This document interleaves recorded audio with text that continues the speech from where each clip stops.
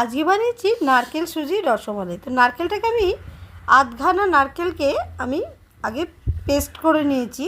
এবার ওপর থেকে চিনি দিয়ে নারকেলটাকে নাড়িয়েছি যাতে কাঁচা গন্ধটা চলে যায়। এবার ওপর থেকে একটু সুজিকে দিয়ে দিয়েছি আর 3 চামচ মতো ময়দা দিয়েছি। ওপর থেকে দুধ দিয়েছি, কেউ চাইলে জলও দিতে পারো।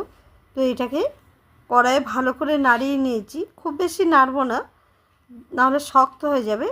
আর এই যে ছোটো ছোটো আকারে বলের মতো করে নিয়েছি, একটু লম্বাটে টাইপের। আর দুধটা আগেই আমি একটু ক্ষীর করে জাল দিয়েছিলাম, আর একটু ভালো করে জাল দিয়ে নিয়েছি। এবার ওপর থেকে চিনি দিলাম।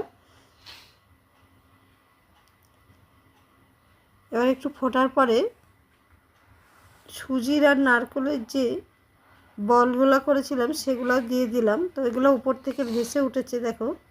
তো আমার এই রসমালাইটা হয়ে গেছে। কেমন হয়েছে নারকেল সুজির রসমালাইটা একটু কমেন্ট করে জানিও।